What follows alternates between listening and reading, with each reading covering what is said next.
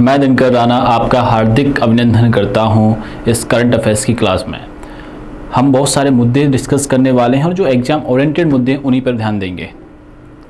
आपको वीडियो पूरा देखना है और दोस्तों को ज़्यादा से ज़्यादा शेयर किया करो। जो मैं आपको इन्फॉर्मेशन लेके आता हूँ वो बहुत ज़्यादा एग्ज़ाम ओरिएंटेड होती है और सीधे एग्ज़ाम में ये क्वेश्चन छपने वाले हैं।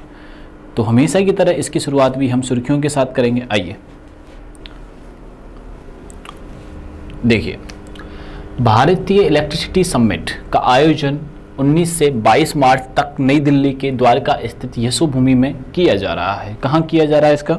तो इसका जो आयोजन किया जा रहा है दिल्ली के द्वारका में किया जा रहा है। ये बात आप लोग यहाँ से ध्यान रखिएगा। चलिए आगे बढ़ते हैं। भारत के प्रधानमंत्री नरेंद्र मोदी जी ने हाल ही में 120 मेगावाट की लोअर कैपेबल कोपिली जल विद्युत परियोजना का उद्घाटन असम में किया है। किसने किया है? भारत के प्रधानमंत्री ने किया। ये वर्चुअल किया है, यह बात ध्यान रखना, खुद गए नहीं थे बल्कि वर्चुअल वो हुआ है। आप जैसे इमेज में देख पा रहे हैं। रिलायंस एमिटी सिटी का मेट्रोपोलिस हरियाणा के झज्जर जिले में स्थित है, जिसने हाल ही में LED 4 cities plans and design rating के तहत LED प्लेटिनियम प्री सर्टिफिकेट हासिल किया। यह उपलब्धि पाने वाला भारत का पहला प्रोजेक्ट बन गया है। ठीक है ना, इसके बारे में बहुत विस्तार से मैं बात बताऊंगा। प्रोजेक्ट पहला बना है, ये बात आप लोग यहाँ से ध्यान रखना। मेट्रोपोलिस। प्रसिद्ध जल विज्ञानी प्रोफेसर कावा मदानी को जल संसाधन प्रबंधन नीतिगत योगदान उनके अभिनव शोध के लिए स्टॉकहोम जल पुरस्कार 2026 से सम्मानित किया गया है। स्टॉकहोम जल पुरस्कार से किसे सम्मानित किया गया है 2026 में? तो आप याद रखिएगा, काव्य मदानी जी को किया गया है सम्मानित। ये आप जैसे इमेज में देख पा रहे हैं। भारत के टेक्सटाइल निर्यात क्षेत्र में तमिलनाडु का शीर्ष स्थान रहा है। ये बात ध्यान रखना, किसका शीर्ष स्थान रहा है? तमिलनाडु का शीर्ष स्थान रहा है। आइए आगे बढ़ते हैं। भारतीय रिजर्व बैंक ने HDFC बैंक के अंतरिम अंशकालिक अध्यक्ष के रूप में के मिस्त्री को नामित किया है। किसको नामित किया है? HDFC बैंक के अंतरिम अंशकालिक के रूप में के मिस्त्री जी को नामित किया है। ये बात आप लोग यहाँ से ध्यान में रखिए। आइए, हाल ही में भारत इलेक्ट्रिसिटी समिट 2026 का आयोजन किस स्थान पर किया गया है? ठीक है ना, भारत इलेक्ट्रिसिटी समिट 2026 का आयोजन भारत में इलेक्ट्रिसिटी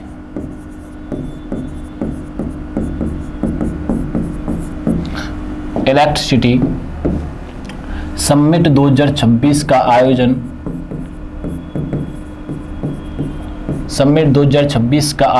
नई दिल्ली में किया गया है। कहाँ किया गया है? इस समिट का आयोजन नई दिल्ली में किया गया है। ये बात आप लोग यहाँ से ध्यान रखिएगा। बात समझ में आई कि नहीं है?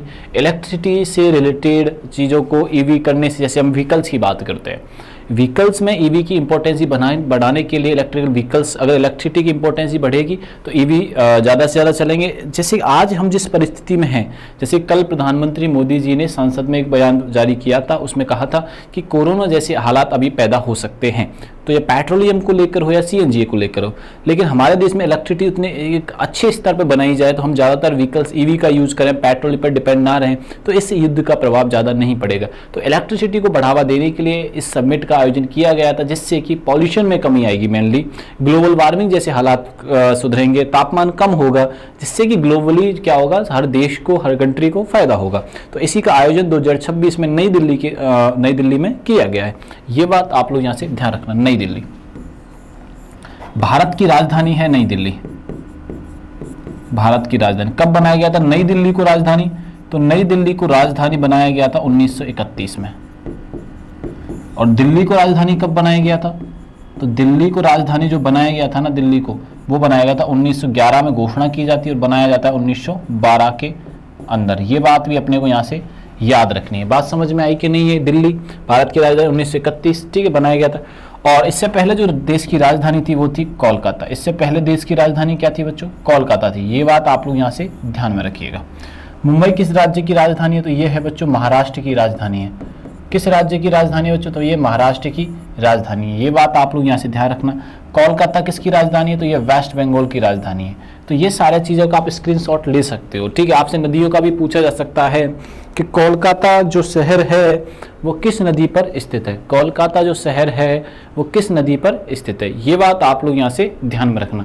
तो कोलकाता जो शहर है वो किस नदी पर? वो है हुगली नदी पर। आइए किस नदी पर है? तो ये है हुगली नदी पर। चलिए आगे बढ़ते हैं। हेनले पासपोर्ट इंडेक्स, भारत 79वें स्थान पर रहा। हेनले पासपोर्ट लिस्ट में भारत का जो स्थान रहा है वो कौन सा रहा है? 79वां रखा है, मतलब रहा है, ये बात ध्यान रखना। जैसे कि अभी हाल ही में हैप्पीनेस इंडेक्स आया, तो हैप्पीनेस इंडेक्स में भारत का कौन सा स्थान है? तो हैप्पीनेस इंडेक्स में भारत का स्थान है 116वां। और पहले नंबर पे कौन रहा? तो पहले नंबर पे रहा फिनलैंड। पहले नंबर पे कौन रहा? फिनलैंड रहा। और 147 देशों की ये रैंक निकाली गई थी, 147 देशों की ये रैंक निकाली जाती है। और 147वीं पोजीशन पर रहा अफगानिस्तान। 147वीं पोजीशन पर कौन रहा? अफगानिस्तान रहा। यह बात ध्यान रखनी है आपको, ठीक है बच्चों, ये बात आपको यहां से क्या रखनी है? याद रखनी है, ठीक है जी। आओ आगे बढ़ते हैं। भारत की साक्षरता दर थी 74, अभी जब डाटा आएगा तो उसमें 80 प्लस मिलेगी, यानी 80.9, ठीक है। तो भारत की साक्षरता दर में वृद्धि हुई है, लगभग 100 में से 80 लोग भारत देश में पढ़े लिखे लोग हैं, ठीक है। भारत में कुल रामसर स्थलों की संख्या बढ़कर 90 हो गई है। भारत में रामसर स्थलों की संख्या बढ़कर कितनी होगी? 90। लिटरेसी में ग्रो कर रहे हैं हम लोग, ठीक है ना। पासपोर्ट इंडेक्स आ चुका है, हेंसले पासपोर्ट इंडेक्स आ चुका है। इनसे पहले हुरून इंडेक्स भी आ चुका है। हुरून में जैसे कि अमीरों की एक लिस्ट आई थी, हैप्पीनेस इंडेक्स भी आ चुका है, प्रेस इंडेक्स भी आ चुका है। तो ये हमें यहाँ से याद रखना है। 18वां ब्रिक्स शिखर सम्मेलन भारत में प्रस्तावित है। और प्रेस इंडेक्स भी आ चुका है, जिसमें हम कौन से नंबर पर? 151वें रैंक पर। To be proud of as a Indian, क्योंकि हमारे जो हर दिन जो प्रेस इंडेक्स है वो गिरता हुआ जा रहा है। जो गोदी मीडिया है या अदर अब मीडिया का नाम देना चाहें, वो सरकार के कंट्रोल में रहकर ज़्यादा कार्य कर रहा है, ठीक है। फर्स्ट पे रहा है नॉर्वे। हाल ही में भारत के प्रधानमंत्री ने लोअर कोपिले जल विद्युत परियोजना का उद्घाटन किया। ये वर्चुअल किया है। कैसे किया है? वर्चुअल किया है। लोअर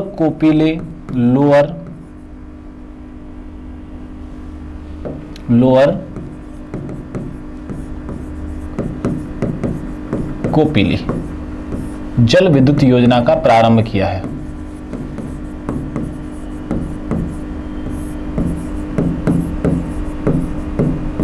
जल विद्युत योजना का क्या किया? परियोजना का उद्घाटन किया है, ठीक है। लोअर कोपिलो जल विद्युत योजना का क्या किया है? इन्होंने शुभारंभ किया है। बात समझ में आ रही कि नहीं? कहाँ किया है? तो ये जल विद्युत योजना का प्रारंभ असम में किया है। कहाँ पे किया है? ये असम में किया है। ये बात आप लोग यहाँ से ध्यान रखिएगा, असम में किया है, असम में, ठीक है ना। और किस योजना? आप देखो, जो आप देख रहे हो ना कोपिलो, ये कोपिलो एक्चुअली में रिवर का नाम है। ये किसका नाम है? रिवर का नाम है कोपिली, ठीक है ना। कोपिली किसका नाम है? रिवर। और ये जो रिवर है ना, ये सहायक रिवर है ब्रह्मपुत्र नदी की। ब्रह्मपुत्र नदी की क्या है? ये सहायक नदी है। ये बात ध्यान रखनी है। ब्रह्मपुत्र जो नदी निकलती है मानसरोवर झील से निकलती है। और मानसरोवर झील में भी जगह है चेमायुंगडुंग, ठीक है। इस नदी के अन्य नाम है बहुत सारे, मैं आगे डिस्कस करूंगा। तो इस क्वेश्चन का हमारा आंसर क्या हो गया? असम हो गया, ठीक है ना। आओ और चर्चाओं पे हम वार्ता करते हैं। उद्घाटन पीएम मोदी ने वर्चुअल तौर पे किया है, असम में किया है, कोपिली नदी पे किया है। कोपिली नदी की जो सहायक नदी, वो कोपिली नदी जिस नदी की सहायक नदी है वो है ब्रह्मपुत्र। ब्रह्मपुत्र नदी को अलग अलग नाम से जाना जाता है। कौन कौन से नाम है वो आइए मैं बताता हूँ आपको। सांगपो के नाम से जाना जाता है, ये तिब्बत में जाना जाता है। दिहांग के नाम से जाना जाता है, ये अरुणाचल प्रदेश में जाना जाता है। और दिहांग के अलावा जो ब्रह्मपुत्र नाम से जाना जाता है, इसे भारत देश के असम राज्य में जाना जाता है। कहाँ जाना जाता है? असम में। दिहांग में कहाँ जाना जाता है? अरुणाचल प्रदेश में। अरुणाचल प्रदेश में इसको जाना जाता है। ये बात आप लोग यहाँ से ध्यान रखना। सांगपो के नाम से जाना जाता है तिब्बत में। कहाँ पे जाना जाता है? तिब्बत में। ये बात आप लोग यहाँ से ध्यान में रखिएगा। चलिए आगे बढ़ते हैं। यह एक run of the river project है। रन ऑफ द, जैसे रिवर चल रही है तो उस पर ये प्रोजेक्ट बनाया जा रहा है। इसकी क्लीन एनर्जी के तौर पर ये काम किया जाएगा और ये निर्भरता कम किससे? क्लीन एनर्जी में वृद्धि होगी और जीवाश्म ईंधन पर निर्भरता कमी आएगी। ये बात हमसे किया जा रहा है। चलो आगे बढ़ते हैं। हाल ही में किस राज्य में Reliance METCT metropolis LED platinum pre certificate हासिल करने का वाला भारत का पहला प्रोजेक्ट बना है? किस राज्य में ये प्रोजेक्ट बना है? तो ये बना है झज्जर हरियाणा के अंदर, ठीक है। एक्चुअली ये है क्या प्रोजेक्ट? देखो, Reliance met city, Reliance met city बना है हासिल करने वाला सर्टिफिकेट। तो ये झज्जर हरियाणा में। कहाँ पर ये सर्टिफिकेट मिला है? झज्जर हरियाणा में मिला है। कहाँ ये सर्टिफिकेट मिला है बच्चों? झज्जर हरियाणा में। रिलायंस की जो चेयरमैन है उनका नाम क्या है? मुकेश अंबानी जी है, मुकेश अंबानी जी। विश्व में इनका 17वां स्थान है। कौन सा स्थान है? 17वां स्थान है अमीरों की लिस्ट में। एशिया और भारत में पहला स्थान है। एशिया के, भारत के सबसे अमीर व्यक्ति हैं ये, सबसे अमीर व्यक्ति। और ये कहाँ पे सर्टिफिकेट मिला है? हरियाणा में ये सर्टिफिकेट मिला है। आइए आगे बढ़ते हैं। यह सर्टिफिकेट हासिल करने वाला भारत का पहला प्रोजेक्ट बन गया है रिलायंस एमिटी सिटी। यह एक स्मार्ट शहर परियोजना है। कैसी योजना है? स्मार्ट शहर परियोजना है, ठीक है ना, ये बात ध्यान रखना। Leadership energy environment design, LED की फुल फॉर्म क्या है यहाँ से याद रख लीजिएगा, leadership and energy environment design है, ठीक है। संस्था यूएसए यूनाइटेड स्टेट का प्रतिष्ठित ग्रीन बिल्डिंग सर्टिफिकेट प्रोग्राम है। इसके अंदर क्या किया जाएगा? एक स्मार्ट शहर की योजना बनाई जाएगी, उसके अकॉर्डिंग चीजें डिजाइन की जाएंगी। आपको टेम्परेचर को लेकर, इट मीन ग्लोबल वार्मिंग को लेकर, साफ सफाई को लेकर, एनर्जी को लेकर, पॉल्यूशन को लेकर, इन सभी पॉइंटों पर ध्यान केंद्रित किया जाएगा, ठीक है। आप लेना चाहे तो स्क्रीनशॉट इसकी ले सकते हैं, ठीक है। आगे बढ़ते हैं। देखिए आप लोग आगे बढ़ते हैं। ये सारी चीजें याद रखने वाले पॉइंट है, आपको ये याद होना चाहिए। चलिए आगे बढ़ते हैं। इससे प्लेटिनम स्टेट स्मार्ट सिटी के मुख्य फोकस क्षेत्र हैं पानी की बचत करना, जीवाश्म ईंधन के उपयोग में कमी, ग्रीन हाउस गैसों में कमी और प्रदूषण में कमी। ये सारी चीजें अपन पहले डिस्कस कर चुके हैं। आइए, हाल ही में स्टॉकहोम जल पुरस्कार से सम्मानित किसे किया गया है? तो स्टॉकहोम स्वीडन की राजधानी है। स्टॉकहोम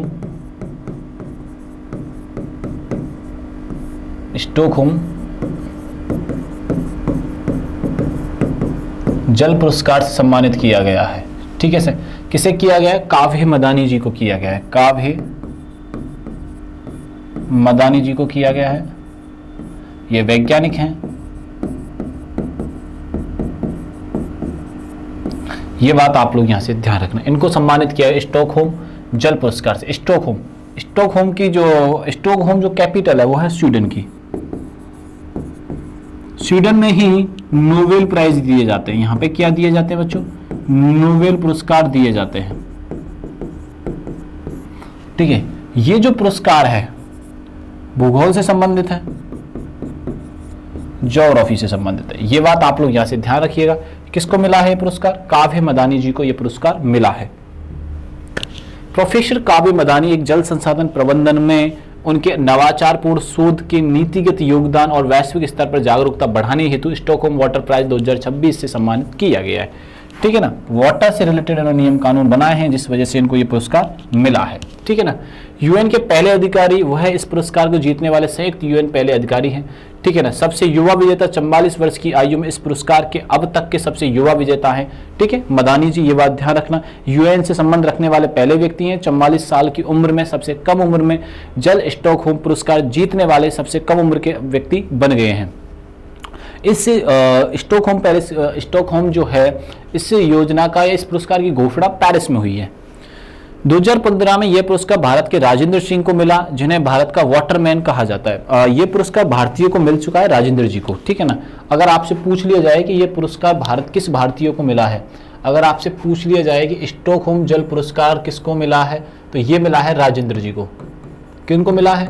राजेंद्र जी को यह पुरस्कार मिला है और इन्हें वाटरमैन के नाम से जाना जाता है। वाटरमैन के नाम से जाना जाता है। इनको यह पुरस्कार 2015 में मिल चुका है। ये बात आप लोग यहां से ध्यान में रखिएगा। चलिए आगे बढ़ते हैं। राजेंद्र सिंह जी को, ठीक है। और कुछ चीजों को और जानते हैं। आइए, वैराविथु, आर वैराविथु हाल ही में 60वें ज्ञानपीठ पुरस्कार जीता है। आर वैराविथु ने 60वां ज्ञानपीठ पुरस्कार जीता है। राहुल द्रविड़ जी को हाल ही में C K Naidu lifetime achievement पुरस्कार से समझाए वो विजेता रहे हैं, मिला है।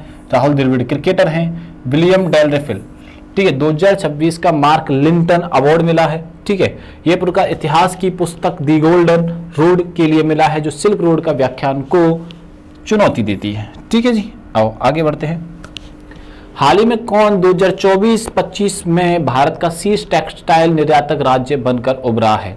शीर्ष टेक्सटाइल जो राज्य बनकर उभरा है, ये हमसे पूछा जा रहा है। भारत का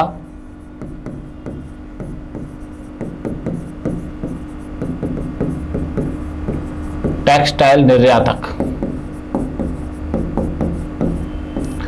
भारत में सबसे ज्यादा टेक्सटाइल कपड़े के मामले में सबसे ज्यादा निर्यात जिस देश वो राज्य ने किया है उस राज्य का नाम है तमिलनाडु। आसान भाषा में सोच देखें तो सर्वाधिक कपड़ा बेचने वाला देश वो राज्य, सर्वाधिक कपड़ा बेचने वाला राज्य तमिलनाडु।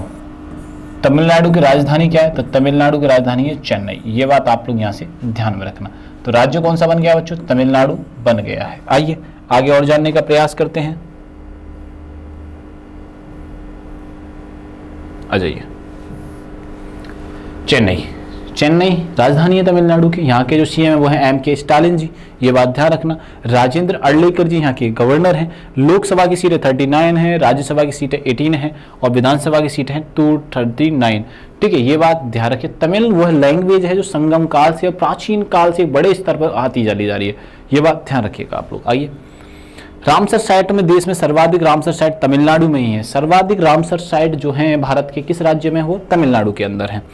ठीक है, यहाँ का राज्य पशु नीलगिरी तहर है और त्योहार है जलीकुट्टू। एक टाइम पर इस पर प्रतिबंध लगा दिया था, ठीक है, लेकिन अब कंटिन्यू चल रहा है। ये लौंग का सबसे बड़ा उत्पादक राज्य है। लौंग सबसे सर्वाधिक कहाँ पे होती है? तो तमिलनाडु में होती है, ये बात ध्यान रखिएगा। आइए आगे बढ़ते हैं। तमिलनाडु के छात्रों ने 22 किलोमीटर तक मिनी सैटेलाइट लॉन्च किया है। कितने? 22 किलोमीटर तक।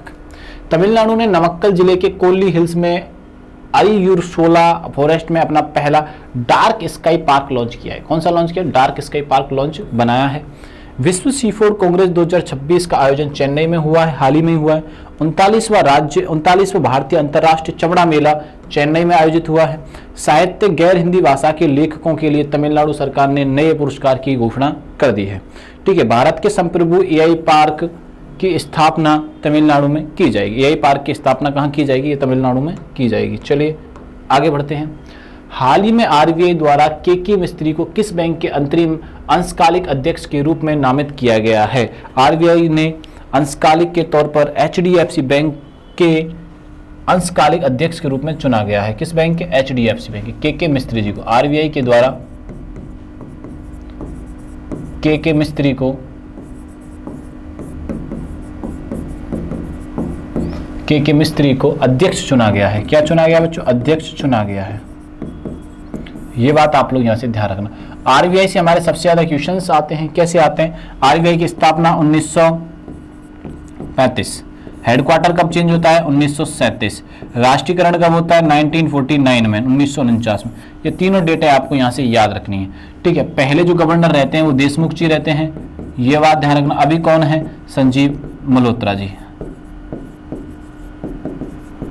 ये बात आप लोग यहां से ध्यान में रखिएगा। चलिए आगे बढ़ते हैं। साउथ इंडियन ईपीएफओ से जुड़कर ईपीएफ पेमेंट सर्विस शुरू की है।